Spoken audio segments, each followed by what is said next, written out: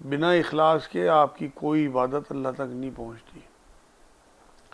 اس لیے ہمیں اپنے اعمال سے پہلے اپنی نیت درست کرنی چاہیے، چیک کرنی چاہیے۔ اگر کہیں کوئی کمی نظر آئے تو اسے ہمیں اگلی زندگی میں ٹھیک کرنا ہے۔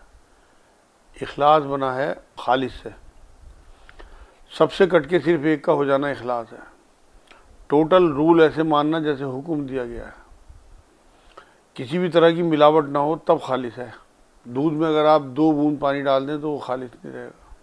ایسے ہی آپ پورا ڈرم زمزم کا بھر کے رکھ دیں اور اس میں 1 بوند پیشاب کی ڈال دیں، وہ زمزم نہیں رہے گا، خالص نہیں رہے گا۔ تو اس لیے اپنی عبادات میں اگر کہیں کوئی ذرا سی بھی ریاکاری ہمارے آ گئی تو وہ پھر اخلاص والی عبادت نہیں رہے گی۔ یہ بڑا سینسٹیو معاملہ ہے۔ اگر عبادت میں، نیکی میں، صدقات میں ذرا بھی ریاکاری آئی تو آپ یقین کریں وہ اللہ تک نہیں پہنچتی۔ اللہ پاک ہے، وہ پاک ہی چیزوں کو لیتا ہے۔ شرک خفی کا جو معاملہ ہے وہ بہت سخت ہے۔ حضور صلی اللہ علیہ وسلم کی حدیث پاک یہ ہے، شرک خفی کو پہچاننا ایسا ہے جیسے کالی رات میں کالے پہاڑ پہ کالی چیٹی کو دیکھنا۔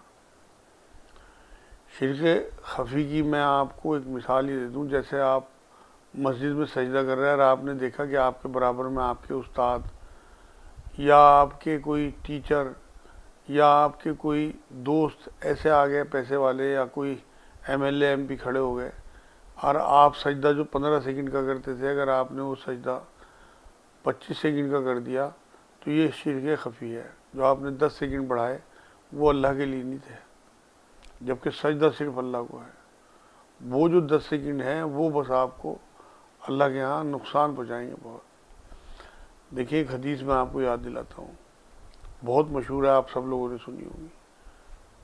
حضور صلی اللہ علیہ وسلم نے ایک بار یہ بات فرمائی کہ اللہ کے حضور جو بندوں میں سب سے پہلے پیش کیے جائیں گے وہ 3 لوگ ہوں گے۔ ایک وہ جس نے اللہ کی راہ میں جہاد کیا ہوگا، ایک وہ جس نے علم حاصل کیا ہوگا اور علم خوب پھیلایا ہوگا، عالم، تیسرے وہ سخی، وہ دولت مند جو خوب مال بانٹتا ہوگا اللہ کی راہ میں۔ لیکن جب ان کا حساب کتاب ہوگا تو سب سے پہلے شہید سے پوچھا جائے گا کہ تم کیا کر کے آئے؟ کہ اللہ تجھے تو سارا پتہ ہے، میں نے تیری راہ میں جان دی، میں تیری راہ میں لڑتا رہا اور تیری راہ میں جان دی۔ اللہ کہے گا نہیں، تو نے جان تو دی لیکن اپنے نام کے لیے، اپنے آپ کو شہید کہلانے کے لیے، اپنے آپ کو بہادر کہلانے کے لیے۔ اسی طرح سے عالم صاحب کو لایا جائے گا، وہ ان سے پوچھا جائے گا کہ تم کیا کر کے آئے دنیا میں؟ کہ اللہ تجھے تو سب پتہ ہے، میں نے بہت علم کمایا، بہت علم لیا اور پھر بہت علم بانٹا لوگوں میں، میری ساری زندگی اسی میں گزری کہ میں علم بانٹتا رہوں لوگوں میں۔ تو اللہ رب العزت نے کہا کہ تو نے کس لیے علم بانٹا؟ کوئی اجر نہیں ملے گا، تو نے صرف اپنے آپ کو بڑا عالم کہلوانے کے لیے علم بانٹا۔ اسی طرح تیسرا معاملہ، جو سخی دولت مند پیش کیا جائے گا، وہ کہے گا اللہ میں نے تیری راہ میں بہت مال بانٹا، اسے بھی اللہ ہی کہیں گے تو نے صرف اپنے آپ کو سخی کہلانے کے لیے، لوگوں کو دکھانے کے لیے مال بانٹا، اور انہیں گردنوں کے بل گھسیٹ کے دوزخ میں ڈال دیا جائے گا۔ یہ ہے سخت معاملہ۔ اس لیے ہم اپنے اعمال، اپنی نیتیں پہلے چیک کر لیں کہ ان میں کتنا اخلاص ہے۔ خالص کرنا ہے، ورنہ اللہ نہیں لے گا۔ خالص جو ہے وہ تب ہوگا جب اس میں کسی بھی قسم کی کوئی ملاوٹ، کوئی معاملہ، کسی بھی، دیکھیں آپ جس کی خوشنودی حاصل کرنا چاہتے ہیں وہی آپ کا معبود ہے۔ اگر آپ نے وہ سجدہ 10 سیکنڈ کا اپنے ایم ایل اے صاحب کے لیے کیا تو آپ کے معبود ایم ایل اے صاحب ہوئے، اللہ نہیں ہوا۔ انہی کی خوشنودی کے لیے آپ نے 10 سیکنڈ بڑھائے نا سجدے کے۔ تو اس لیے اپنی ہر نیکی میں اب آپ دیکھیں کہ آپ کی خوشنودی کے لیے پبلک ہے یا اللہ ہے۔ اگر آپ لوگوں کی بھیڑ میں فوٹو کھنچوانے کے لیے کمبل بانٹ رہے، اگر آپ فوٹو کھنچوانے کے لیے لنگر کر رہے، تو یہ سب فوٹو بھی کھینچے جا رہے ہیں، آپ کو واہ واہ بھی مل رہی، لوگوں میں تعریفیں بھی ہو رہی، لیکن اللہ تک بات نہیں پہنچ رہی۔ آپ کے دل میں پھر اللہ نہیں ہے، تو آپ کا حساب کتاب اسی حساب سے ہوگا جیسی آپ کی نیت ہوگی۔ وہاں اللہ کو کوئی معاذ اللہ یہ نہیں کہہ سکتا کہ اللہ میں تو یہ کر کے آیا، تجھے نہیں پتا تھا۔ اللہ دلوں کا حال جانتا ہے، اللہ ہماری نیتوں کو بھی جانتا ہے۔ تو اس لیے آپ ایسی نیکی نہ کریں، چاہے چھوڑ دیں، لیکن کم سے کم دکھاوے کی نیکی نہ کریں۔ یہ جو شو بازی ہے دوسروں کے سامنے. اللہ آپ کو عزت دلانا چاہے، شہرت دینا چاہے، وہ اس کی مرضی ہے، آپ کی چاہت نہ ہو. آپ خود جو ہے وہ نہ چاہتے ہوں کہ میں امیر بن جاؤں کہیں کسی ادارے کا، یا میرے شہرت ہو جائے، یا مجھے دولت مل جائے. بالکل نہیں، جتنا اللہ دینا چاہے خیر ہے. آپ اس کے دیے ہوئے پہ شاکر ہو جائیں، انشاءاللہ تعالیٰ آپ مخلص بندے ہوں گے. قرآن میں اللہ رب العزت نے وہ آیتیں اتاری ہیں جب شیطان نے اللہ سے کہا کہ تو نے مجھے گمراہ کیا، اب میں تیرے بندوں کو گمراہ کروں گا، دائیں سے بائیں سے آگے سے پیچھے سے انہیں بہکاؤں گا. قرآن کی آیتیں آپ نے سنی ہوں گی ضرور. تو اللہ رب العزت کا جواب شیطان کو کیا تھا کہ تو کر لے جو تجھے کرنا ہے، لیکن تو میرے مخلص بندوں کا کچھ نہیں بگاڑ پائے گا. تو جو بھی اخلاص والے بندے ہیں، مخلص بندے ہیں، وہ اللہ کی شان ہے. تو ہمیں اللہ کی شان بننا ہے، ہمیں شیطان کے بہکاوے میں نہیں آنا، کیونکہ اس نے چیلنج دیا تھا اللہ کو. اب جو لوگ شیطان کے بہکاوے میں آئیں گے وہ شیطان کے چیلنج کو پورا کرنے والے ہوں گے، وہ شیطان کے ساتھ ہی گردانے جائیں گے، شیطان کے ساتھ ہی گنے جائیں گے. اور جو مخلص بندے ہوں گے انہیں شیطان گمراہ نہیں کر سکے گا. اس لیے اللہ رب العزت نے اپنے کلام میں ایک سورت اتاری اسی نام سے، سورہ اخلاص. توحید ذاتی کا خزانہ ہے. اس میں جو اللہ رب العزت نے 4 آیتیں اتاری ہیں، بار بار پڑھنے کو دل چاہتا ہے. اب جب آپ اس کا ترجمہ پڑھیں گے آپ کی روح خوش ہو جائے گی. یہاں تک حدیث میں آتا ہے کہ اس سورت کو اگر کوئی تہائی پڑھے تو یہ قرآن کے برابر ثواب ہے. میں تو لوگوں کو ریکمینڈ کرتا ہوں اس بات کے لیے کہ جو آپ کے پیارے فوت ہو گئے ان کے لیے آپ روز 3 بار قل هو اللہ احد پڑھ کے پوری صورت آگے پیچھے درود پڑھ کے آپ بخشا تو کریں، انشاءاللہ تعالیٰ پورے قرآن کا ثواب ملے گا. اس میں 1 بار پڑھنے سے 1/3 قرآن کا ثواب ہے، تو 3 بار پڑھنے سے پورے قرآن کا ثواب ہو جائے گا. یہ حدیث پاک سے ثابت ہے. تو اس لیے سورہ اخلاص ہے کیا؟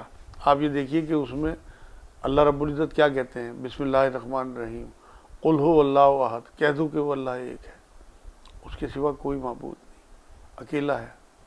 اللہ الصمد، وہ بے نیاز ہے، وہ کسی کا محتاج نہیں ہے، سب اس کے محتاج ہیں، سب اس کے کارنامے ہیں، کائنات اس کی بنائی ہوئی ہے.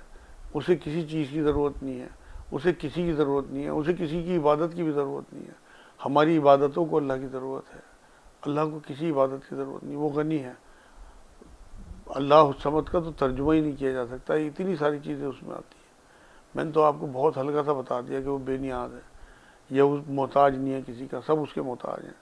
یہ بہت ہلکا ترجمہ ہے، اس کے بہت وسیع معنی ہیں. لم یلد ولم یولد، نہ اس سے کوئی پیدا ہوا نہ اس نے کسی کو پیدا کیا، یعنی کہ اس نے کسی چیز، نہ اس سے کوئی چیز نکلی نہ وہ کسی چیز سے نکلا. آخری آیت، لم یلد ولم یولد ولم یکن لہ کفوا احد، اور اس کا کوئی ہمسر نہیں ہے. مطلب کوئی بھی اس جیسا نہیں ہے، نہ کوئی اس کی مثال ہے. قرآن میں سورہ نور میں جو مثال دی گئی ہے وہ اس کے نور کی مثال ہے. اللہ کی کوئی مثال نہیں دی جا سکتی. وہ تو نہ کسی سے نکلا، نہ اس جیسا کوئی ہے، نہ اس کی کوئی مثال دی جا سکتی ہے. یہ ہے اصل میں تو اخلاص والی آیت، کہ اس میں صرف اور صرف اللہ کی توحید اور اس کی ذات کے معاملے میں ایسی چیزیں بیان ہوئی ہیں کہ کسی بھی قیمت پہ آپ کسی اور سے ان چیزوں میں جوڑ ہی نہیں سکتے. یہ صفات کسی اور میں آپ کو مل ہی نہیں سکتی، تبھی تو یہ اخلاص ہے. اگر اس میں ذرا سی بھی کوئی بھی صفت کسی اور میں مل جائے تو یہ اخلاص نہیں رہے گی، پھر تو اس میں کچھ نہ کچھ ملاوٹ آ جائے گی. تو اس لیے اخلاص کے لیے ہمیں خالص ہونا پڑے گا، اپنی عبادات کو خالص کرنا پڑے گا، اپنی نیتوں کو خالص کرنا پڑے گا. اس صورت کا جو شان نزول ہے وہ بھی میں آپ کو بتا دوں کہ مشرک یہ کہتے تھے رسول اکرم صلی اللہ علیہ وسلم یا صحابہ سے، انسان کو جب آپ کہتے ہو اللہ نے مٹی سے بنایا اور فرشتوں کو نور سے بنایا اور جنوں کو آگ سے بنایا، تو اللہ خود کہاں سے بنا؟ تب یہ آیت اللہ رب العزت نے اتاری تھی اپنی صفات کی، کہ اس کا کوئی ہمسر نہیں ہے، اس جیسی کوئی مثال نہیں ہے. اس لیے ہمیں خالص ہو کے اللہ رب العزت کی عبادت کرنی ہے، کیونکہ اللہ نے قرآن میں یہ بات کہی ہے کہ میں نے انسانوں اور جنوں کو اپنی عبادت کے لیے پیدا کیا، اپنی بندگی کے لیے پیدا کیا. تو بندگی جو ہے وہ 24 گھنٹے کی اللہ رب العزت کی غلامی ہے. اللہ 24 گھنٹے معبود ہے تو ہمیں 24 گھنٹے اس کا بندہ رہنا ہے. لیکن کسی بھی قیمت پہ کسی قسم کی کوئی ملاوٹ نہ ہو۔ آج میں دیکھتا ہوں معاشرے میں لوگ نمبر 2 مال بیچتے ہیں، جھوٹ بول کے مال بیچتے ہیں، نقلی دوائیاں بیچتے ہیں، اور تمام وہ کام کرتے ہیں جو منع ہے، اور اذان سنتے ہی دوڑے چلے جاتے ہیں۔ سودی لین دین ان کے یہاں ہے، ظلم غریبوں پہ ان کے یہاں ہے، حرام کے مال سے حج اور عمرے کریں گے، جبکہ اللہ پاک ہے، پاک کی عبادت لے گا۔ اگر آپ حرام کمائی کے ساتھ یہ تمام کام کرتے رہیں گے اور اذان سن کے دوڑے چلے جائیں گے یا حج اور عمرے کرتے رہیں گے، تو کیا اللہ لے لے گا آپ کے حج عمرے؟ جبکہ ان میں اخلاص ہی نہیں ہے، کیونکہ اخلاص کا مطلب تو آپ کو 24 گھنٹے مخلص رہنا ہے۔ اخلاص ہی کا یہ تصور ہے کہ آپ یہ سمجھیں کہ اللہ مجھے دیکھ رہا ہے، وہ آپ کی کمائی کرتے ہوئے بھی، وہ آپ کے دکان میں، آپ کے آفس میں، ہر جگہ آپ کو یہ تصور رہے گا کہ اللہ مجھے دیکھ رہا ہے، تب آپ اللہ سے ڈریں گے، تب آپ مخلص بندے ہوں گے اس کے۔ ایسا نہ ہو کہ آپ اپنی مرضی سے زندگی گزارتے رہیں اور کہتے رہیں کہ میں اللہ کے حساب سے چل رہا ہوں۔ اللہ نے اپنے رسول کے ذریعے پوری زندگی 63 سال کی انہیں دی ہے، ان کے ذریعے ہمیں سب بتا دیا کہ کس طرح سے کیا کرنا ہے، اور ایک مینول اتار دیا قرآن کی شکل میں۔ اس میں ہمیں بتا دیا گیا کہ تمہارے اوپر یہ حکم ہے اور یہ حدیں ہیں، ان سے باہر نہیں نکلنا، ان حکموں کی پامالی نہیں کرنی، ان حکموں کے حساب سے اپنی زندگی گزارنی ہے۔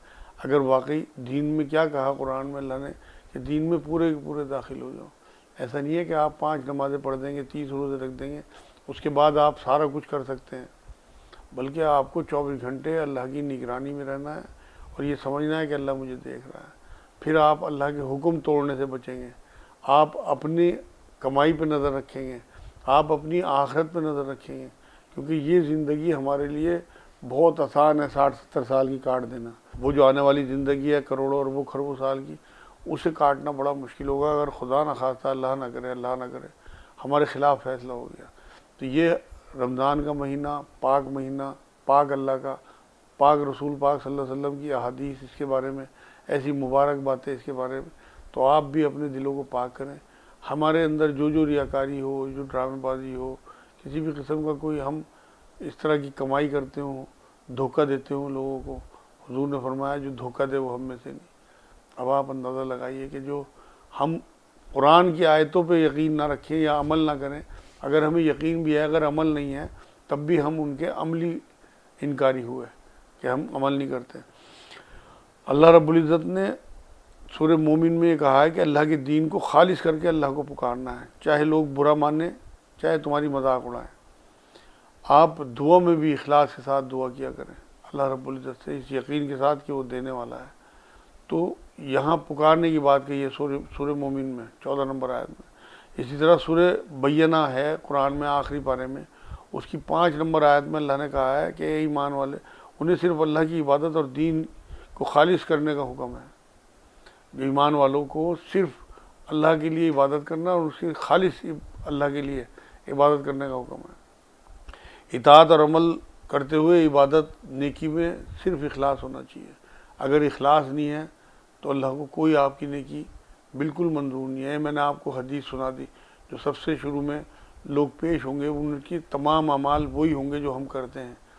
ہم جو نیکی کرتے ہیں اس میں ساری چیزیں آ گئی، اس میں اللہ کی راہ میں جد و جہد بھی آ گئی، اس میں علم کا حصول اور علم کا بانٹنا بھی آ گیا، اور اس میں مال کا کمانا، مال کا بانٹنا بھی آ گیا۔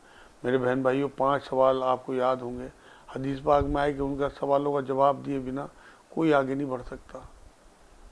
ان میں سب سے پہلا سوال آپ سے یہی ہوگا کہ زندگی کیسے گزاری، جوانی کیسے گزاری۔ آپ اپنی جوانی پہ، اپنی زندگی پہ نظر رکھیں اور دیکھ کے اپنے آپ خود فیصلہ کریں کہ واقعی مخلص لوگوں والی زندگی آپ کی گزر رہی ہے، کیا واقعی آپ اللہ کے ساتھ اخلاص کے ساتھ جڑے ہوئے ہیں۔ آپ کی جوانی ہو یا آپ کی زندگی ہو، زندگی میں تو تمام لوگ آ گئے، بوڑھے، بچے، جوان، نوجوان، نظر ڈالیں۔ اس کے بعد جو دوسرا سوال ہوگا، علم کتنا آپ نے حاصل کیا، اس پہ کتنا عمل کیا۔ کیا واقعی ہمیں جتنا علم ہے قرآن کا، احادیث کا، یا ہم نے جو اسکولوں میں اچھی باتیں سیکھی ہیں ان پہ ہم عمل کرتے ہیں؟ سوچیں، لمحہ فکریہ ہے۔ اگر آپ کو واقعی یہ لگتا ہے کہ مجھے اخلاص والی زندگی جینی ہے تو ان میں تو آپ کو اپنی ہی کمیاں ڈھونڈنی پڑیں گی۔ ہم الٹا کرتے ہیں، ہم دوسروں کے معاملے میں تو وکیل بن جاتے ہیں اور اپنے معاملوں میں جج بن جاتے ہیں۔ میرے بہن بھائیوں، جب ہم کسی کی طرف انگلی اٹھاتے ہیں تو 4 انگلیاں ہماری اپنی طرف ہوتی ہیں۔ اس لیے دھیان رکھیں اس بات کا کہ صرف اپنا محاسبہ کریں، لوگوں سے بدگمانی نہ کریں۔ ہو سکتا ہے لوگ اللہ کے ہاں کسی نہ کسی ادا میں بخشے جائیں اور آپ کسی نہ کسی کوتاہی میں پکڑے جائیں۔ اس لیے اپنی کوتاہیوں پر نظر رکھیں، یہ دیکھیں کہ واقعی آپ نے جوانی اور زندگی اچھے سے گزار رہے ہیں نہیں، دوسرے علم جتنا آپ حاصل کر رہے ہیں اس پہ واقعی آپ عمل کر رہے ہیں نہیں کر رہے۔ آپ کو پتہ ہے 5 نمازیں اللہ رب العزت کی طرف سے فرض ہیں، کیا واقعی آپ 5 نمازیں پڑھ رہے ہیں؟ 2.5% زکوٰۃ آپ دے رہے ہیں۔ یہ مہینہ ایسا خیر خواہی کا، ہمدردی کا مہینہ ہے، غریب لوگ سسک رہے، بنا وسائل کی زندگی جی رہے، کیڑے مکوڑوں کی۔ ہمارے اپنے بہن بھائی، تمام امت کے جتنے بھی مسلمان ہیں سب بہن بھائی ہیں۔ ہم اپنے بہن بھائیوں کو سسکتا دیکھتے رہتے ہیں اور ہمارے کان پہ جو بھی نہیں رینگتی، ہمیں نیند بھی آ جاتی ہے، آرام سے ہم کھا پی بھی لیتے ہیں۔ آپ خود سوچیں کہ واقعی جو علم آپ کے پاس ہے اس پہ آپ عمل کرنے والے ہیں۔ ایسے ہی کہاں مال کیسے کمایا، آپ اپنی کمائی پہ بھی نظر رکھیں کہ واقعی آپ نے اللہ کے حکم کے حساب سے، اس کے رسول کے حکم کے حساب سے آپ مال کما رہے ہیں نہیں کما رہے۔ جن جن چیزوں سے جو حدیں اللہ نے اپنی قرآن میں دے دی، واقعی ان حدوں سے ان حدوں میں رہ کے آپ مال کما رہے ہیں، ان حدوں سے باہر نکل جاتے ہیں۔ آپ یقین کریں، اگر آپ حرام مال کے ساتھ اللہ کے حضور پیش ہوں گے، حضور صلی اللہ علیہ وسلم کی حدیث آپ یاد کریں، حضور نے فرمایا حرام سے پلا ہوا جسم آگ کے لیے ہے، آپ اللہ کے حضور پیش ہوں گے سیدھے دوزخ میں ڈال دیے جائیں گے۔ اس لیے اپنی کمائیوں کی طرف ضرور دھیان دیں۔ اور یہ وہ سوال ہیں جن کے بنا حضور کہتے ہیں کہ ایک قدم آگے نہیں بڑھا پائے گا کوئی بھی۔ سب کو دینے ان 5 سوالوں کے جواب، چاہے ہم بھولے رہیں۔ یہاں ہم بھول سکتے ہیں، اللہ کبھی نہیں بھولتا۔ قرآن میں اللہ کہتا ہے تو عمل کر کے بھول جاتے ہو، عمل کر کے میں لکھ لیتا ہوں سارا کچھ۔ آپ کو ایک ایک چیز نامہ اعمال آپ کے گلے میں چپ پڑی ہوئی ہوگی اور یہ کہہ دیا جائے گا خود دیکھ لو اپنے عمل۔ ایسا نہیں ہے کہ آپ اللہ رب العزت کے آگے کھڑے ہو کے یہ کہہ سکو کہ میں نے یہ کام نہیں کیا۔ آپ اپنے اعمال خود اپنی چپ میں دیکھ لیں گے۔ یہ قرآن کی آیتیں ہیں، میں اپنی طرف سے کوئی بات نہیں کہہ رہا۔ تو آپ کو اپنی کمائی پہ دھیان رکھنا ہے۔ یہ پوچھا جائے گا کہ مال کیسے کمایا، کس کا استحصال کیا، کس کو ایکسپلائٹیشن کیا، کس کا دل دکھایا، بہن بھائیوں کا کتنا مال مارا، کس طرح سے پڑوسیوں کی کوئی جگہ دبائی، کس طرح گورنمنٹ کی کوئی جگہ دبائی، کس طرح سے آپ نے کیا کیا کیا، یہ سارا معاملہ آپ کے سامنے آئے گا۔ ہم تو لوگوں کے ساتھ بدترین رویے کر کے مال کماتے ہیں، غریبوں کا خون چوس چوس کے مال کماتے ہیں اور اس کے بعد پھر بہت بڑے دیندار بن جاتے ہیں۔ اللہ، آپ تو بھول گئے اپنی ان تمام کارکردگیوں، آپ نے توبہ نہیں کی، آپ نے معافی نہیں مانگی، آپ نے لوگوں کا حق واپس نہیں کیا، آپ نے لوگوں سے ان کا جو مال ہے ان کا وہ مال واپس نہیں کیا اور آپ دیندار بن گئے۔ واقعی اللہ بہت انصاف والا ہے، وہ سب کا ہے۔ وہی کہتا ہے کہ بکری کی سینگ، اگر کسی بکری نے دوسری بکری کو مارا ہوگا تو وہ میں اسے سینگ دے کے پھر اس بکری کا بدلہ دلواؤں گا۔ تو وہاں ایک ایک چیز کا حساب ہوگا۔